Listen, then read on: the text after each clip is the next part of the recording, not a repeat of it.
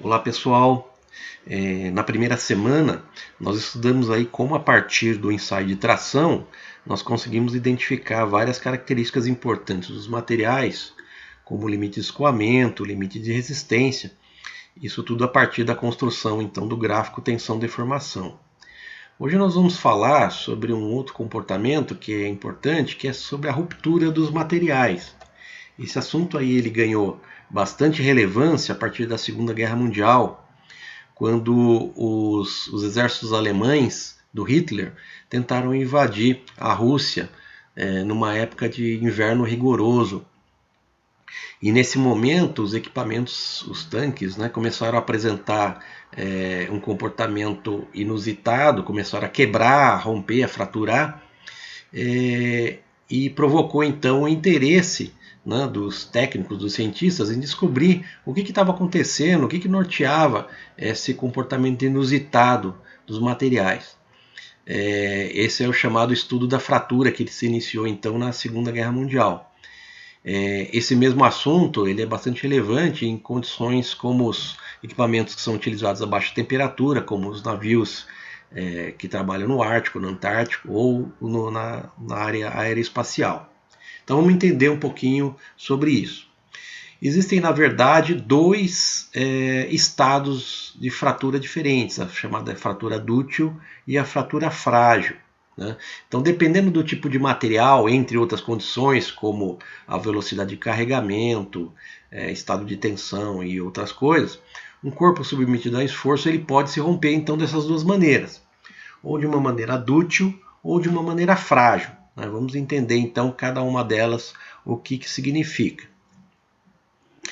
Então, primeiramente, o comportamento de um material dúctil. Então, vamos lembrar aqui do gráfico tensão-deformação, como que acontece. Então, inicialmente, o material é submetido a uma tensão, ele vai estar se deformando. Então, inicialmente, de maneira elástica, ou seja, cessada a tensão, o corpo volta ao estado original.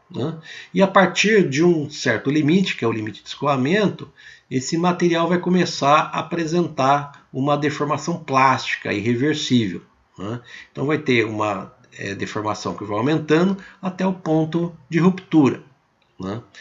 Quando esse material, esse corpo de prova chega no ponto mais alto, que é o limite de resistência, vai começar a acontecer um fenômeno que é chamado estricção, ou seja, a redução da área do corpo de prova até a sua ruptura.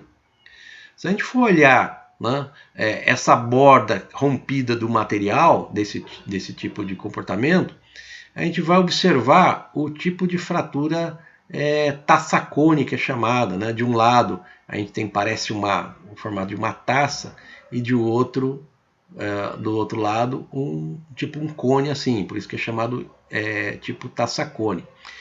Esse é um tipo bastante característico da fratura desses materiais dúteis, que tem uma grande deformação, uma significativa deformação plástica, até que a ruptura ocorra. Por outro lado, existe um outro tipo de comportamento, que é chamado de comportamento frágil.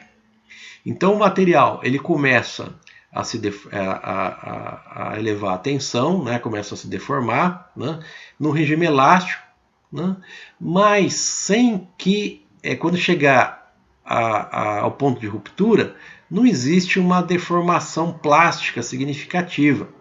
Quer dizer, o material nem chega a se deformar plasticamente, ele já rompe. Isso é o que é característico da fratura frágil. Se a gente for olhar o corpo de prova, não acontece a chamada estricção, que acontece com o material dúctil. Se a gente for olhar o corpo de prova, ele praticamente aparece aqui como uma coisa plana, sem ter tido uma deformação significativa do corpo de prova antes que a fratura aconteça.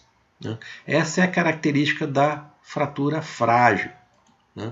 Então, se a gente for comparar os dois gráficos, nesse material que se comporta dessa maneira, como o gráfico em vermelho, ele quando chega no limite de escoamento, ele tem uma grande deformação plástica, antes de se romper no ponto B' aqui. né?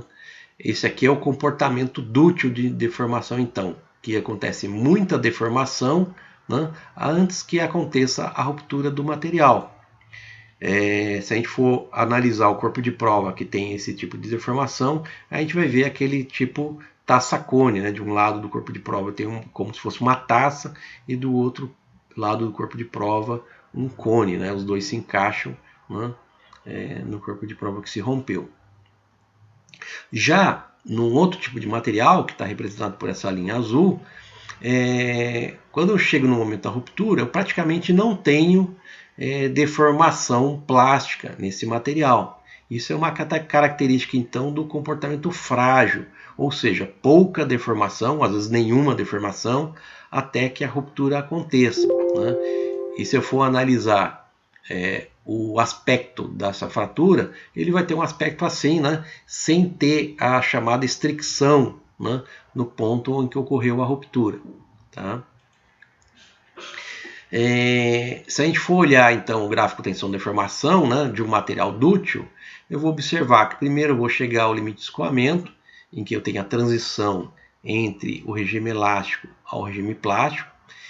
No material dútil, então, eu começo a ter então, a deformação plástica do material até chegar ao limite máximo, né, a máxima tensão que ele aguenta, que é o limite de resistência, né, e até chegar ao ponto de ruptura que está identificado como sigma rup aqui, né? Sendo que essas aqui são as definições de limite de escoamento, né, resistência e ruptura. Já no material frágil, o comportamento é diferente, né? Eu começo a ter uma elevação da tensão, né, e uma deformação elástica, até chegar num ponto que ele vai se romper, né? Então, para esse material que apresenta característica frágil, o limite de ruptura ele vai coincidir com o limite máximo que o material pode chegar, que é o conceito de limite de resistência do material. Então, vocês observam que os gráficos do material dútil são bastante diferentes do gráfico tensão-deformação do material frágil. Tá? E aí o que acontece? No projeto mecânico, né, são preferíveis os materiais dúteis. Por quê?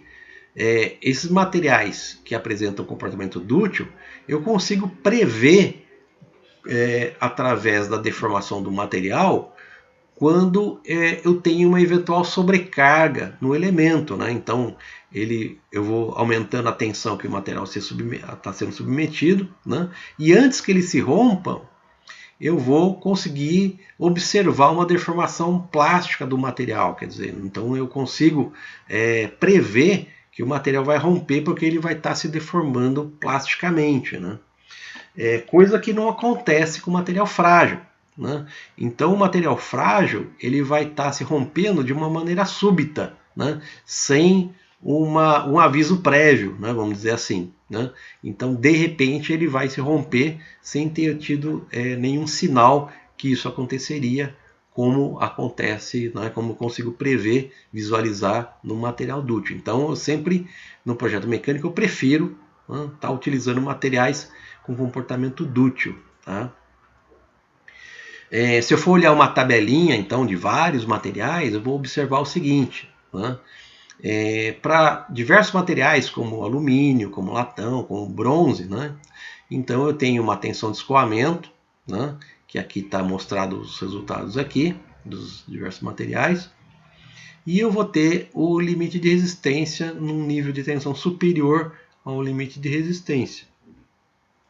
Já para alguns materiais, como o ferro fundido, por exemplo, cinzento e maleável, né, eu não tenho praticamente o limite de escoamento. Por quê? Porque eu não tenho a transição ao regime plástico, né, então eu não tenho praticamente o regime plástico. E de repente eu já chego no limite de resistência máxima que vai coincidir com o limite de ruptura. Então nessa tabelinha aqui mostra que o ferro fundido cinzento, por exemplo, ele tem um comportamento frágil, né? Que de repente, sem ter a transição para um regime plástico, eu já tenho a ruptura do material, diferentemente de materiais como alumínio, latão, cobre, magnésio e etc. Tá?